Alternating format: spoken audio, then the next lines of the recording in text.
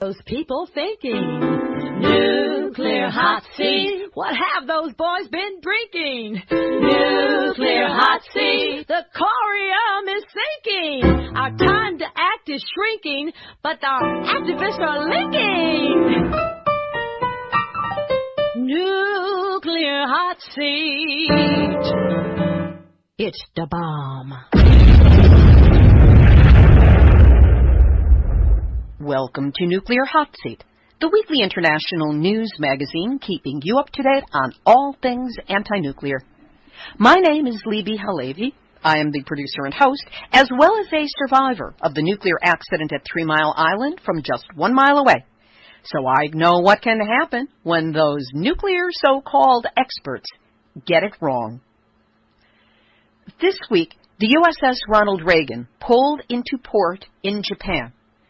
This is the ship that was so heavily contaminated with radiation while on an humanitarian aid mission to Fukushima that its sailors have fallen seriously ill from radiation exposure, and some have already died. What are the issues for the Japanese with its return to their waters? And how safe is the Reagan for the young U.S. sailors who are on it now?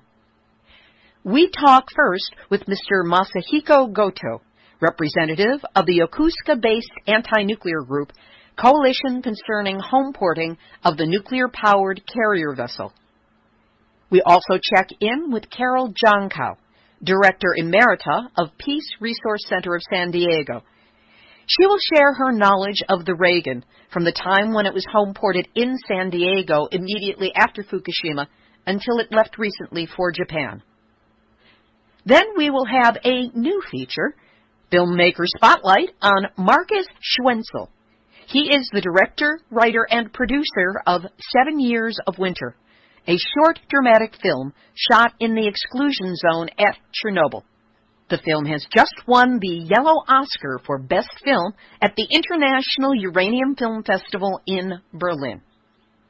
Plus, we will have our regular numbnuts of the week, activist shoutouts, Nuclear Regulatory Commission, Duck! And cover report, and more information on nuclear matters than show up in racist history textbooks in Texas. All of this coming up in just a few moments. Today is Tuesday, October 6th, 2015, and here is the week's nuclear news from our perspective. The Wall Street Journal reports that scientists investigating the Fukushima power plant have confirmed that a third reactor had a serious meltdown when the 2011 earthquake and tsunami destroyed the facility. Researchers at Nagoya University and Toshiba Corporation said they have confirmed that at least 70% of nuclear fuel inside one of the reactors at Fukushima Daiichi melted down following the 2011 earthquake and tsunami. Further study confirmed that between 70% and 100% of the fuel inside the reactor has melted, this according to a Toshiba spokeswoman. Notice how they give the bad news to a woman to deliver. Nearly all the nuclear fuel in Units 1 and 3 were also found to have melted. So it's exactly what activists were saying years ago. 3 meltdowns, no containment. And Tokyo Electric Power Company, the plant's owners, otherwise known as TEPCO, doesn't expect to be able to be removing debris from the trashed reactors until 2021, 10 years after the meltdowns and 1 year after the 2020 radioactive Tokyo Olympics. No accident there. A recent Japanese health ministry report shows that a number of Japanese cities are still finding traces of Fukushima-related contamination in their drinking water. Specifically, what was found was Cesium-134, because that's what they were looking for. Strontium-90 was not tested in these samples. Among the cities that had traces found in their drinking water was Shinjuku-ku, which is a ward located in Tokyo. Radioactive tap water in Tokyo. IMC. And now, Nuclear hot seat, nuclear hot seat, nuclear hot seat, numbnuts of the week. In Japan, Kyushu Electric Power Company plans to restart another one of its nuclear reactors on October 15, making it the second reactor to return to operation in the country. Where is this reactor located? Right next to the first one, at the Sendai complex in the south of Japan.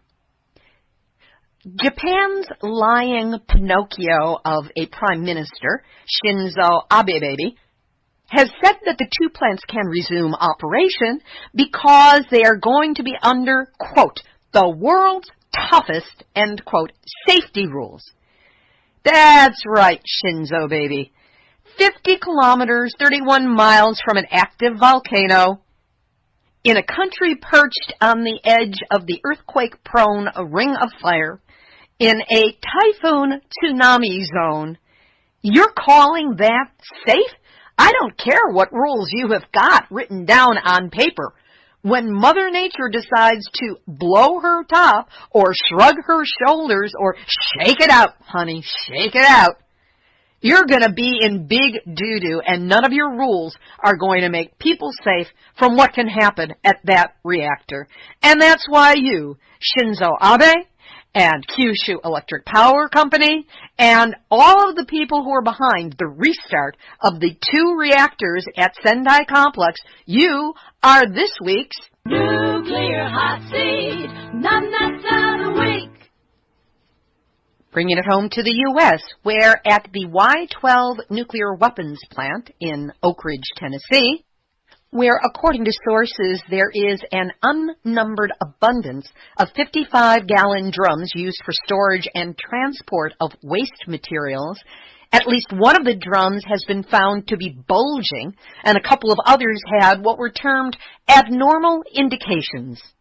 This echoes the problem of the exploding 55-gallon drum of waste from Los Alamos that contaminated the underground at the Waste Isolation Pilot Plant, or WIPP site, in Carlsbad, New Mexico, and released both plutonium and americium into the environment. Last June, Y-12, which was the site of Sister Megan Rice's successful protest of nuclear weapons, mistakenly shipped more special nuclear material than intended to an off-site facility, unnamed but probably WCS in Texas. But let's bring it on back to Los Alamos, where they are running out of room to store their nuclear waste. The Defense Nuclear Facility Safety Board said in a recent report that the Los Alamos lab will reach its maximum capacity for storing radioactive transuranic waste sometime in the federal fiscal year that starts in October 2016, which means by October of 2017, ain't going to be no more space for them to store it. No wonder Energy Secretary Ernest Moniz is pushing like mad for the WIPP site to reopen when it's just not possible. And it's also why WCS, Waste Control Specialists in Andrews, Texas, is now working furiously to get the contract to store radioactive waste in that state. Didn't their mothers ever tell them that if they make a mess, they have to clean it up? In Missouri, St. Louis County has released its disaster plan should the underground fire at the Bridgeton landfill reach illegally buried nuclear waste in the nearby Westlake landfill. First, after years of ignoring this problem, a bracing hit of honesty. The 11-page document warns that there is a potential for radioactive fallout to be released in the smoke plume and spread throughout the region. It claims this event will most likely occur with little or no warning.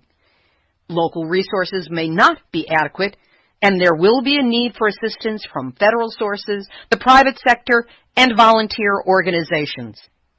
The plan envisions designated evacuation routes with police and barricades controlling the flow of traffic.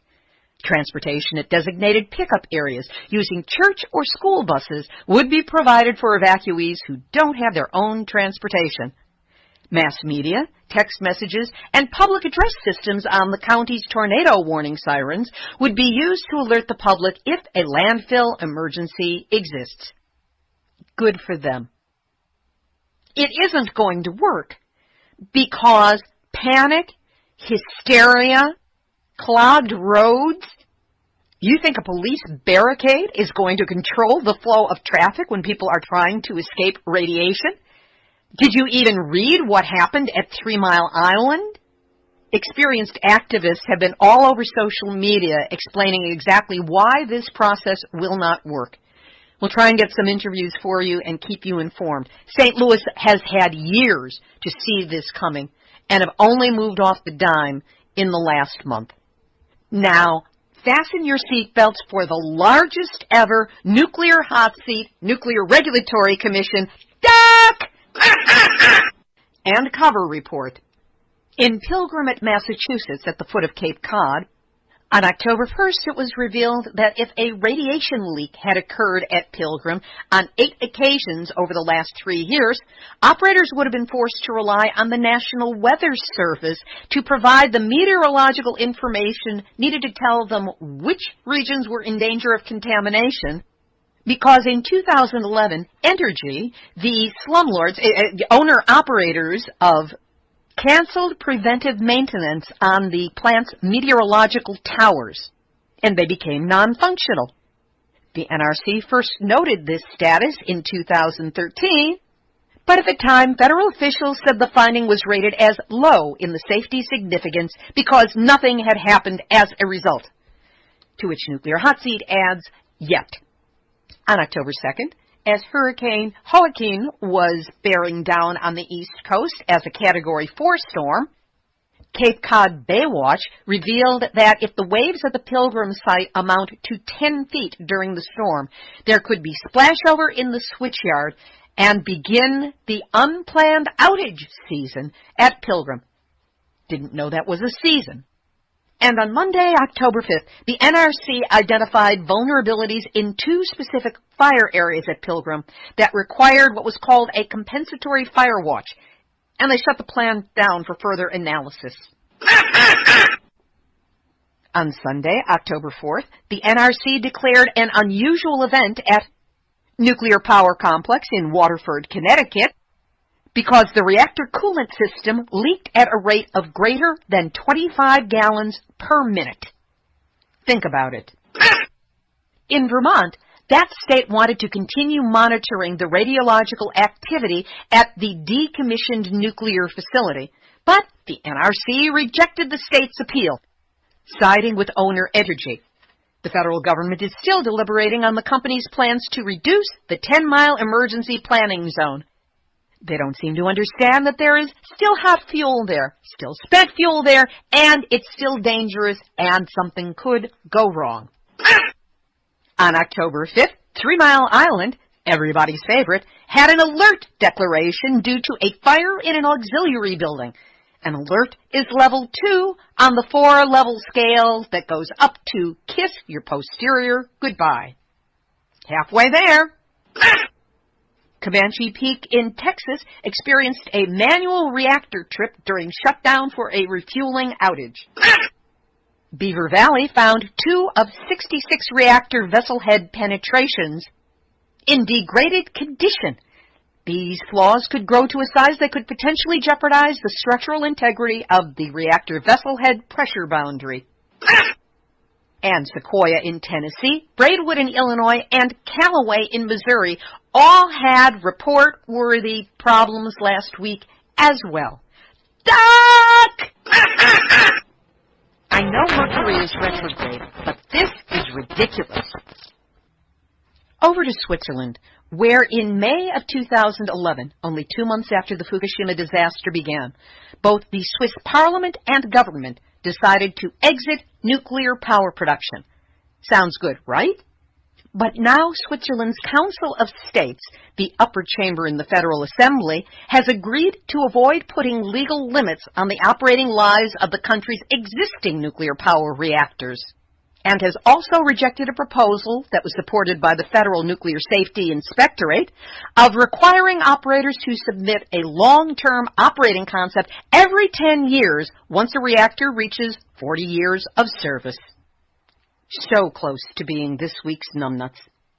The U.S. has finally agreed to clear up the mess that they made in Spain in 1966 after 2 U.S. Air Force planes carrying 4 nuclear bombs collided in what has been called the worst nuclear accident in U.S. history.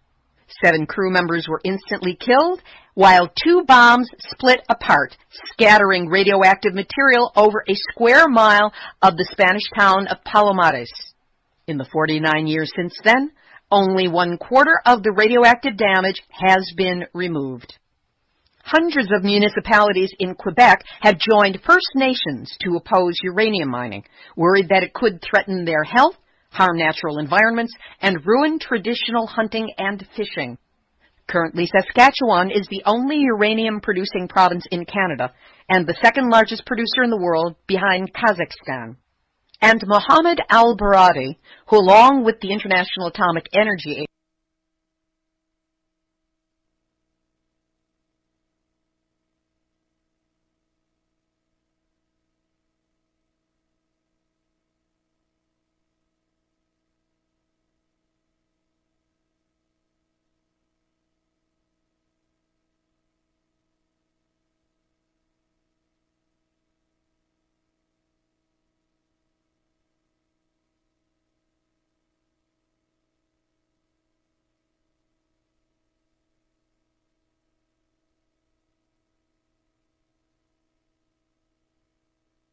necessary for the computer tech to get the site finished and loaded. This is the late lamented but soon to be resurrected nuclearhotseat.com website. Computer things always take longer than expected, and we are still working to restore all of the files from Nuclear Hot Seat's database of over 220 audio recordings with their supporting material. It's quite daunting. For those of you who donated to help us along, my gratitude. The site is still being de-glitched, but know that it will look better, be more functional, more searchable, and more secure than ever before. Of course, there are still monthly operating costs for the program, so I don't want to discourage you if you still feel like donating to support ongoing production. You can go to the tattered remnants of the former site at nuclearhotseat.com. That's where you can click on the big red donate button, which connects you to a secure link so that you can make a donation either through PayPal or directly from your credit or debit card. And if you prefer not to donate online, email me, and I will give you a snail mail address where you can send your donation. Whatever you can do to help, thank you. Whatever you have done to help, thank you. And hang in there, we will get this done. The USS Ronald Reagan is a Nimitz-class, not a numbnuts class. It really is a Nimitz-class nuclear-powered supercarrier that was sent on an humanitarian aid mission to Japan immediately upon the start of the Fukushima nuclear disaster in 2011. It began its relief work the day after the disaster began. Because there was no accurate information coming from Tokyo Electric Power Company to properly guide them as to the risks they faced, the ship sailed into the worst of the radioactive plume coming off the demolished plant. And it was several days before they learned how badly the sailors had been exposed to radiation, and by then there was no way to mitigate their exposure. Since then, many of these sailors have become catastrophically ill. 2 have died, as well as 1 child born to an exposed sailor, and there is currently a $1 billion lawsuit against TEPCO filed on behalf of over 200 named sailors and all the others in our military and support services in Japan who were exposed to Fukushima's radiation.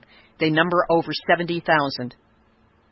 But what of the ship itself, the Ronald Reagan? Consigned to some nuclear Siberia where it can no longer pose a threat to people or the environment? Hardly. As of October 1st, 2015, just last week, the ship has sailed into the harbor at Yokosuka on the island of Okinawa in Japan, where it will be home-ported for the foreseeable future. What is the response of the Japanese people to this atomic reactor-powered supercarrier in their midst, in their waters? And is the ship really safe for the young American sailors on board? We try to find these answers with two interviews, originally presented on Nuclear Hot Seat number 173 from October 14 of 2014. First, we talked with Mr. Masahiko Goto, an attorney and one of the organizers of the Coalition Concerning Home Porting of the nuclear-powered carrier vessel. We spoke via Skype from his home in Japan almost exactly 1 year ago. Mr. Goto-san, welcome to Nuclear Hot Seat. Thank you very much for inviting me to your program. First of all, what is your professional background? I am the attorney at law working in Yokosuka City. And how did you become interested in and involved in the issue of the home porting of nuclear-powered naval vessels from the United States? 15 years ago, there is information that the U.S. Navy is planning to home port our city for the nuclear-powered carriers. That means we live with nuclear power plant in our city. So it's a very big program. So that's why I became involved in this movement. When you say you live with the nuclear power plant, are you referring to the ones that are on board the ships that power them, or is this a separate reactor? The nuclear-powered carrier has 2 nuclear reactors, and that corresponds to 1 nuclear power plant. So that means we live with the nuclear reactor in our city, very close to our residential area. How far back does the problem of home porting American nuclear-powered vessels in Japan go? Meaning, how long ago did this problem start?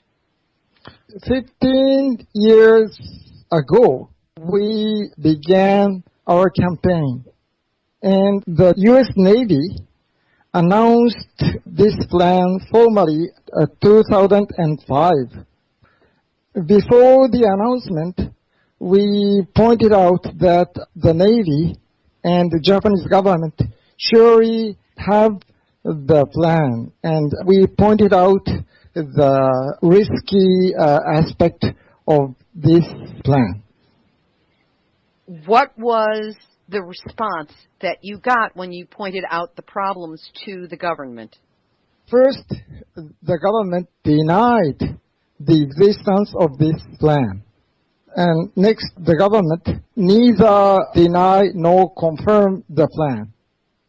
We pointed out the risky aspect of the home porting, but they continued denying the existence of the plan. And I think the government knows the dangerous aspect of this plan, but they prepared to introduce the U.S. nuclear-powered carriers to Japan because of the security problem. In September of 2008, the USS George Washington was deployed to your home city of Yokosuka. Yes. How did they justify it, or what did they say, or did they say anything? The Japanese government formally announced that the U.S. Navy will deploy the nuclear-powered carriers in 2005, but our people and our city mayor was against the home porting of the nuclear-powered carriers. And the Japanese government justified the home porting.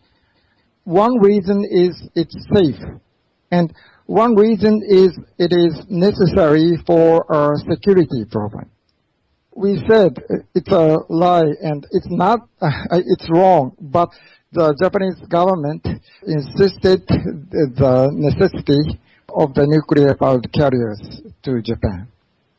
You also have stated that the maintenance of nuclear-powered carrier vessels may be in violation of a 1964 diplomatic agreement between Japan and the U.S. What is the nature of that agreement? One agreement is not to repair the reactor in Japanese port. And another agreement is not to hold out radioactive substances from the carriers in the port. But after the deployment in 2009, the U.S. Navy began the repair work in our port and put out radioactive substances from the nuclear-powered carrier. And that's a violation of the agreement. And the radioactive material was released into the environment? Not released, but the agreement was do not carry out radioactive substances from the carrier. They put it in the container, and the crane takes the container to another vessel anchored beside the carrier. It makes the risk of release of radioactive substances to the environment. That's the problem. You co-founded Coalition Concerning Home Porting of the Nuclear-Powered Carrier Vessel. Mm-hmm. When did you do so, and what is that group, and what sort of things has it been doing? It was founded in 1998 when we got the information that the U.S. Navy is planning to deploy nuclear-powered carriers to Yokosuka. First, we collected as many signatures as possible to the Yokosuka mayor. Yokosuka mayor is the key person to avoid the deployment of the nuclear-powered carriers at that time. Once the Yokosuka mayor announced that we want the deployment of conventional carriers. In other words, he is against the deployment of nuclear-powered carriers to Yokosuka. What kind of an impact did that have on members of the ruling party as well as the Ministry of Foreign Affairs when those concerns were voiced by the mayor and, I presume, the coalition as well? It's a shock for the government and the officials of foreign ministry because once the mayor make the attitudes against the deployment of nuclear-powered carriers, they could not make the home porting of the nuclear-powered carriers because the nuclear powers needs the dredging of the port. And the mayor has the authority for the permission of the dredging in our port. So that was the reason the mayor was the key person for the home porting of the nuclear-powered carriers. And yet that dredging did take place, did it not? Yes, because the mayor has changed his idea due to the pressure of the Japanese government and other political groups. So that's the key turning point for the deployment of the nuclear-powered carriers. It was 2 years before the deployment. After that time, we made our campaigns for two aspects. One is asking for the mayor to have the referendum for the deployment of the nuclear-powered carriers to Yokosuka. And we collected as many signatures for the referendum. Over 50,000 signatures in our city. But the mayor and the city council denied our proposal, and that was unsuccessful. Another campaign was the lawsuit asking for the court for injunctive relief for the dredging. 1,000 plaintiffs sued the Japanese government to stop the dredging work, but the court denied our motion. So that was also unsuccessful. It sounds like the Japanese government and the courts have been willing to bend over backwards to accommodate the U.S. naval vessels in port and the wishes of the United States government. Would you say that that is accurate? Yes. I suppose so. Now, how, if at all, has this situation changed since Fukushima? The public opinion drastically changed for our side. Before the accident of Fukushima, small part of Japanese people know the risk of the nuclear reactor. But it turns that many people came to know the risk of the nuclear reactor after the accident of Fukushima. So our town's opinion was much changed, very much changed. In what ways did the attitude change since Fukushima? A lot of mothers who has little children participated in our campaign. They played an important role in our campaign. Since September of 2008, the vessel that has been home ported in your city has been the USS George Washington. Yes, But yes. as of the fall of 2015, the USS Ronald Reagan, which, of course, we followed on nuclear Hotseat, the law case, and all the rest. But it's the Reagan that is intended to go into port. Yes. What are your concerns, and what, if anything, is being done before the Reagan comes to address this intended home porting? We are very concerned about the deployment of Reagan in two aspects. One aspect is that there is no working nuclear power plant in Japan. And it's a big issue that whether or not restart the nuclear power plant. And it's a national issue. This year, Japan has no working nuclear power plant, but still there is working a nuclear reactor in Yokosuka by the U.S. Navy. And the deployment of the Reagan means that the only nuclear powered reactor works in Yokosuka continues.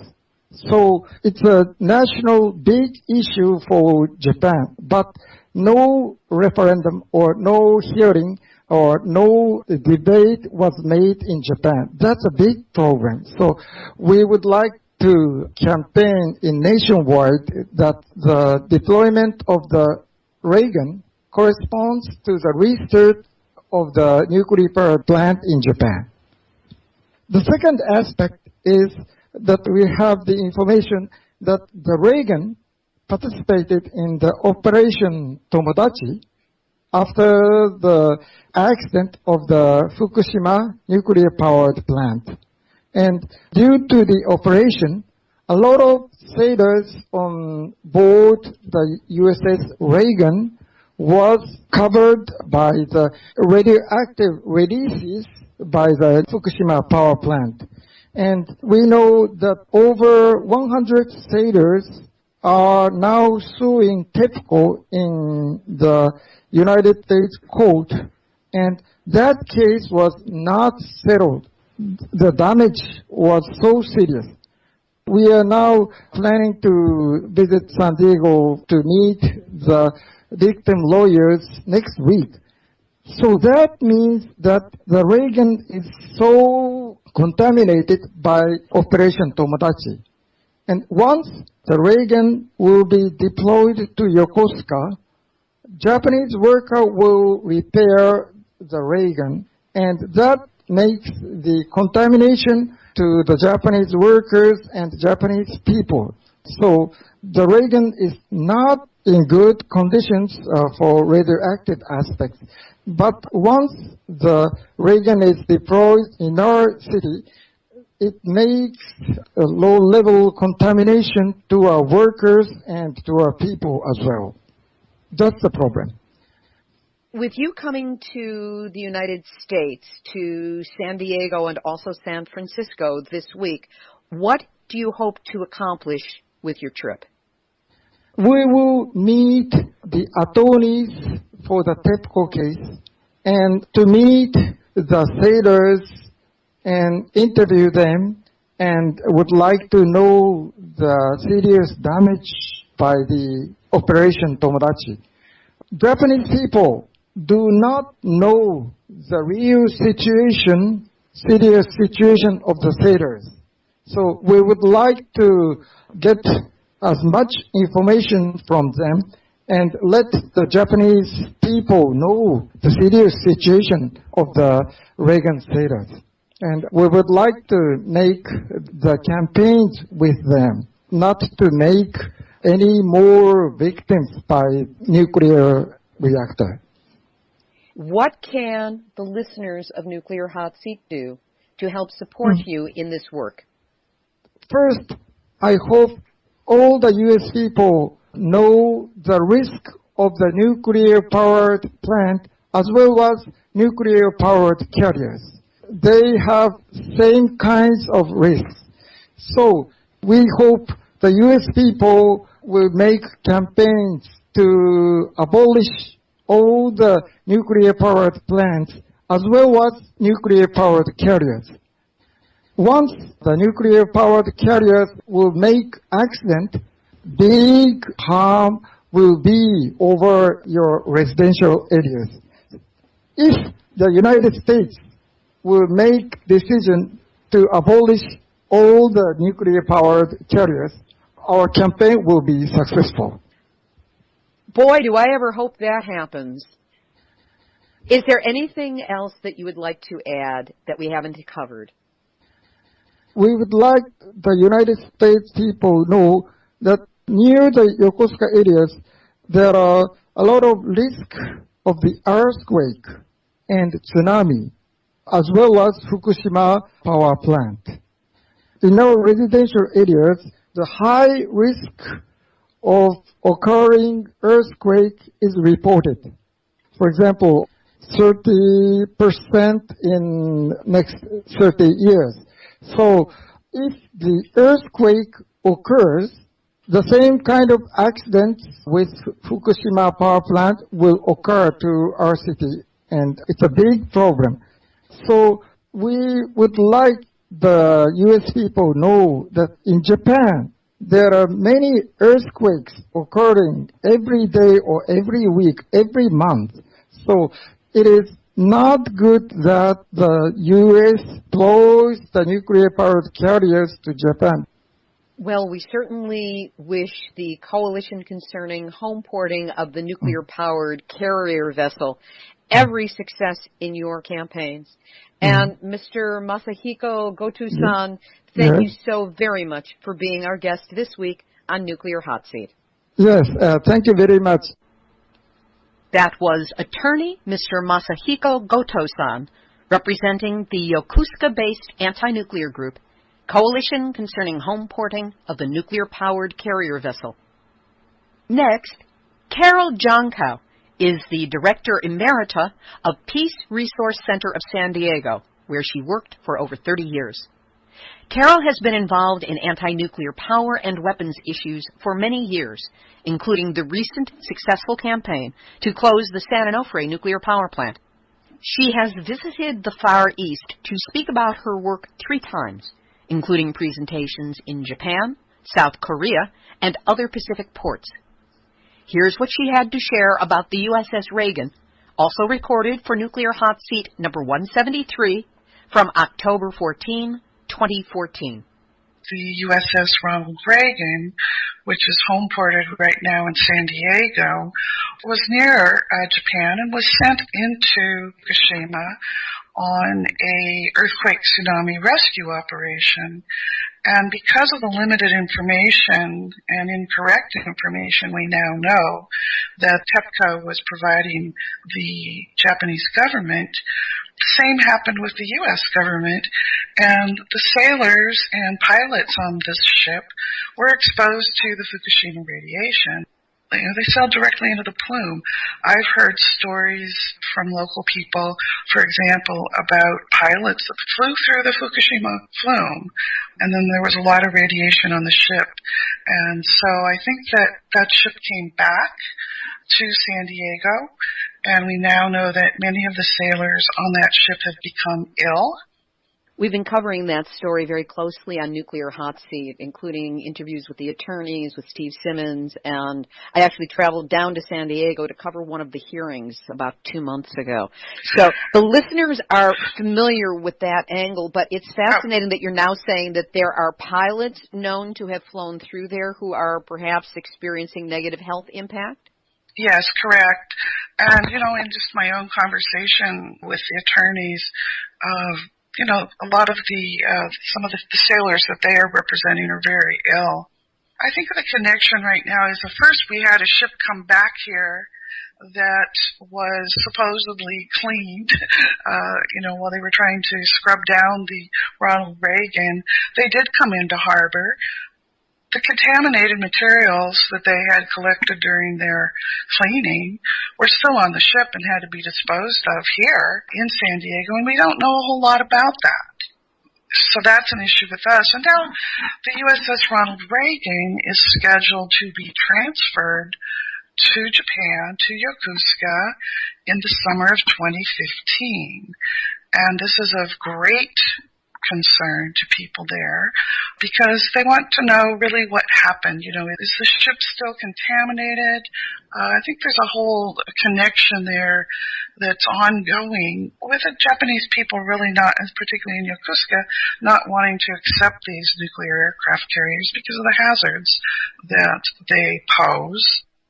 In the first interview I did with Steve Simmons, who was a sailor on the Reagan and is now permanently disabled and in a wheelchair, he spoke of a friend of his who was involved with the plumbing, with the pipes on the Reagan and elsewhere. And this individual, who was not named, said that once the radiation gets into the system, there is no way to decontaminate without removing all of the pipes and replacing with brand new pipes. And I do not believe that has actually happened on the Reagan. So the Japanese people in Yokosuka and the rest of the country deserve to be at least on high alert that what's coming into their port may be carrying radioactivity that has not been contained. That is of great concern, and it's of great concern to me here in San Diego to know that that ship is still sitting here and that sailors continue to be exposed to that. And when we talk about pipes and releases of coolant water, we just get into these issues where the Navy does not tell us what is actually happening, and so there's that great area of distrust, of not knowing the degree of contamination that may or may not still exist. The sailors on the Reagan had originally been told that what they were exposed to, I believe, was just, the same as an extra month of background radiation. But the truth is they were exposed to a lot of particulates and have become very ill. This is part of what's happening, I think, in Yokosuka with bringing this ship in, is they really want to know, is that ship still contaminated by Fukushima radiation? And it doesn't make a whole lot of sense with the problems going on in Japan with the ongoing exposures and risks to bring more. Let's bring the Fukushima waste back. There's an issue there, just to begin with. And then there's always the issue of the nuclear-powered vessels and of the likelihood of accidents with those. So the Japanese have not wanted nuclear-powered aircraft carriers. That was Carol Jahnkow, Director Emerita of Peace Resource Center of San Diego. And now, the Nuclear Hot Seat, Filmmaker Spotlight. The International Uranium Film Festival in Berlin last week awarded their highest honor, the prestigious Yellow Oscar, named after yellow cake uranium, to German filmmaker Markus Schwenzel for his deeply affecting short dramatic film about a child at Chernobyl. Nuclear Hot Seat caught up with him just a few days after that impressive win. Hi, my name is Markus Schwenzel. I'm from Berlin, and my film is called 7 Years of Winter. Tell us what your film is about. Libbe, it's a very simple story. It's about a boy who is being sent into the Chernobyl zone after the atomic reactor went off. and he's asked by his older brother to ransack the buildings for valuables and bring them outside. And the funny story is, or the funny thing about it is that the boy is actually very happy when he's inside the zone because there is no other people. Yeah, so he feels kind of safe. But at the same time, of course, it's damaging his body. So it's kind of healing his soul and damaging his body at the same time. It's quite saddening. In the end, he finds some traces of his own history. I have to say that I watched the film. It's about 20 minutes long, and I do not understand any of the languages that were either spoken or that were shown in subtitles. But I still found it tremendously moving to watch this young boy moving through Chernobyl. Was it difficult to get permission to shoot and to shoot so extensively in the exclusion zone? It's very easy, Libby. It's the easiest thing on earth to go into the zone, yeah? And it's really, sometimes it's a bottle of vodka, sometimes it's cigarettes. You can book these trips where you go inside and you pay, I think, $50. And they bring you right in front of the plant, yeah? Which is pretty shocking. So it's very easy to go inside. It's also easy to get a permission. Actually, I don't think you need permission. If you have someone with you and, you know, it's kind of a weird situation. So what moved you to make this film, to choose this as a subject and to subject yourself to the radiation at Chernobyl in order to make it? When Chernobyl happened, I was, I think, 16 years old. And it was a big shock for so many people because the clouds were coming over Germany and also in our part of, you know, suddenly it was raining, and until now you can't eat mushrooms there. So it was shocking for everyone. And that stayed. And then at the same time, Chernobyl has such a strange fascination. Yeah. Also, when you go in there, it's probably the saddest place on earth, and it's a terrible place to be. And I will not go there again because it does something with you that it changes something in you. But it also has a fascination and it has its own beauty. So it always kept me interested in the location. I was interested in the location. So, and with me, it's always like that, Libby, that I first have a location and then comes the story. So I always have this place and then I write a story in it. And that's how it happened with Chernobyl and the 7 years. Now, you just said that when you go to Chernobyl, it changes something. Are you talking about physiologic changes? Are you talking about psychological or spiritual changes?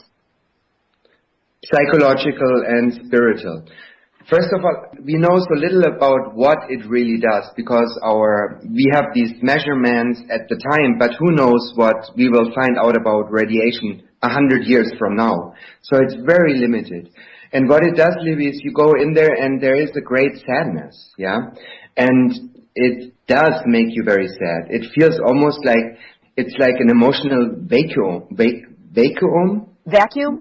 And people say you don't feel it, but I believe you can feel it. You know, what makes you so sad is that you see all those animals and those bees and those, you know, these creatures who live there, and it makes me so sad that they don't even know what's going on. That's even worse, you know, because it's something you cannot turn the clock back, you know, and it's a very weird, to the outmost fucked up place. Sorry for the word, but it's very, very bad. It's a very bad experience. Are you anti-nuclear in other aspects of your life, or was it just for this one film? I'm very anti-nuclear. I think the nuclear question is probably the most dangerous question for mankind, yeah?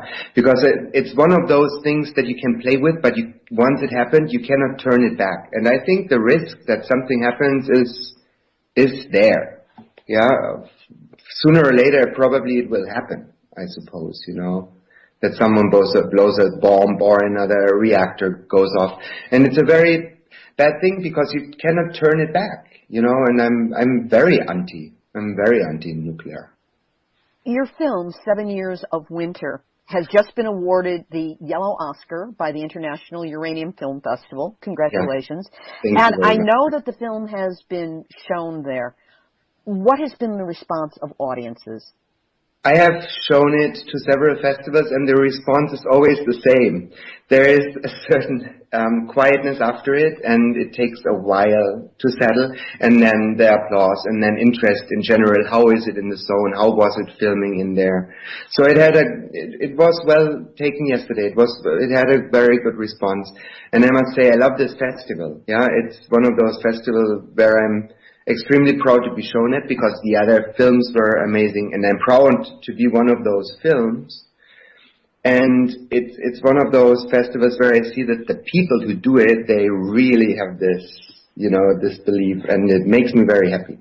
It's a very good experience, this festival. What are you aiming for with this film, and what do you hope it will accomplish? What I hope to aim for is to show it in schools. Because it has the right length, I would be more than happy if this film could be shown to kids. Because I think kids will understand it totally different than we do, yeah? And I think it will do something to them in a way that they can understand it, because it's about a boy who is their own age. So it's my dream to bring it into the schools. The characters in the film are speaking in Russian. And the version that I saw that you sent me the link to has subtitles in German, neither one of which did me any good.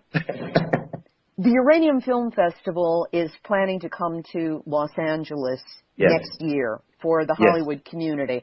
Any plans to put English subtitles on it so that we can partake of the richness of the film?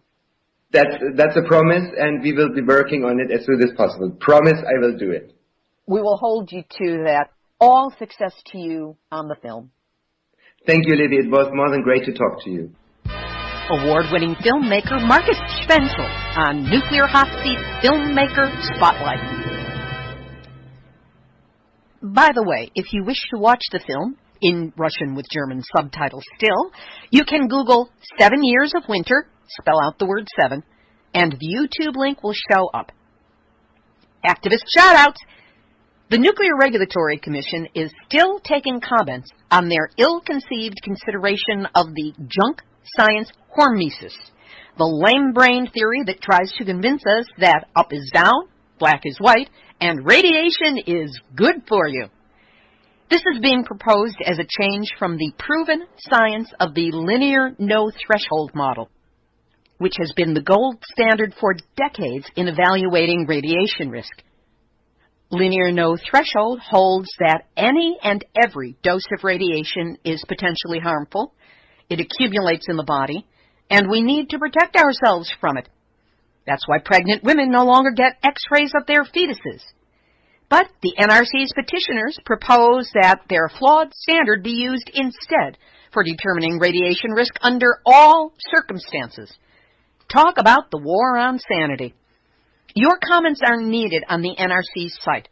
Right now, they only have 152 comments, and the other side has been drumming up noise in major mainstream media to support their side. So we need your comments. Yes, you over there who hasn't commented yet. You can comment by going to regulations.gov, that's plural, regulations.gov, search hormesis. No, it's not spelled W-H-O-R-E at the beginning, much as I would like to. It is spelled H-O-R-M-E-S-I-S. Then the top item that shows up in your search will be the petition. Get your cards and letters in now. We have until November 18th. And Kimberly Roberson and I created a program called RAPT, R-A-P-T, which stands for Radiation Awareness Protection Talk. It covers a wealth of information about best possible practices to protect against radiation damage to the body. Nothing's a slam dunk, but there are things you can do. Together, Kimberly and I are hosting an information call on detoxification and zeolite this Sunday, October 11th at 4 p.m. Eastern, 1 p.m. Pacific Time. It will include a presentation by a biochemist, the man who developed a liquid zeolite product. You can get on the call by dialing 712-432-6100 and enter code 886-83800 and then hit the pound sign. Or the shortcut would be to check our Facebook invitation under The Natural Science of Natural Cellular Defense. Here's today's final thought, or thoughts, some strays that have been hanging around. I think it would be great to get the question to every current candidate for their party's nomination for president: what is your position on nuclear energy? If elected, what will you do to ensure that the Nuclear Regulatory Commission genuinely lives up to its motto, protecting people and the environment? What will you do about Canada's plans to open a high-level nuclear waste dump within 1 mile of the shores of Lake Huron? And feel free to add in any others of your choosing. Not that I expect much sanity from the Republican side of the aisle, but let's hear from Hillary Clinton. Let's hear something more substantive from Bernie Sanders. Let's give Dr. Jill Stein of the Green Party a shot at it. And Joe Biden, should he decide to enter the race. Heck, let's bring back Al Gore. Give him another chance to speak about the environment. I would like to see, but probably I'm going to have to write, a sketch based on Antiques Roadshow, where the value, quote-unquote, of antique nuclear reactors, you know, one of those 40-plus-year-old General Electric boiling water reactor monsters, where one of those is discussed in the style of that long-running hit PBS program, and how those of us who have paid for it got snookered a long time ago. I think the testimony of the mothers of Fukushima needs to be turned into a stage play a la the Vagina Monologues, where 3 guest actors of the female persuasion could read from script while sitting on stools. Cheap to produce, easy to attract name talent for a limited commitment, and a powerful way to communicate the heartbreaking truth of that nuclear disaster. And I wonder, on whatever day the world actually wakes up and realizes what we have done to ourselves vis-a-vis nuclear, what would the day after that look like? This has been Nuclear Hot Seat for Tuesday, October 6, 2015. Material for this week's program has been researched and compiled from enenews.com, Presenza.com, theolivepress.es, redgreenandblue.org, Wall Street Journal, FukuLeaks.org, JapanTimes.com, TimesUnion.com, KnoxBlogs.com, stlouis.cbslocal.com, abqjournal.com, Nuclear Regulatory Commission, and Erica Gray for making us aware of what they are saying. WPRI.org, CapeCodBaywatch.org, the It's Always Halloween Writing Ghouls at the World Nuclear News, and the good guys and gals of the Nuclear Hot Seat community on Facebook, which you are all invited to join. Theme music written by me, sung by Marilee Weber, accompanied by John Barnard. Nuclear Hot Seat is syndicated by UCY.TV and is also available on iTunes under podcasts. Our 220-plus episode archive will soon again be available on nuclearhotseat.com. Until then, you can access episodes via iTunes under podcasts or on YouTube at the Nuclear Hot Seat videos site. Nuclear Hot Seat is the activist voice on nuclear issues, so if you have a story lead, a hot tip, or a suggestion of someone to interview, send an email to info@nuclearhotseat.com. We are copyright 2015, Libbe HaLevy and Hardestry Communications. All rights reserved, but fair use allowed as long as proper attribution is provided. This is Libbe HaLevy of Hardestry Communications, the heart of the art of communicating, reminding you that we have all had our nuclear wake-up call. We may keep hitting the snooze bar, but it keeps going off again and again. So do not, repeat, not go back to sleep, because we are all in the nuclear hot seat. Nuclear hot seat, what are those people thinking? Nuclear hot seat, what have those boys been drinking? Nuclear hot seat, the corium is sinking. Our time to act is shrinking, but our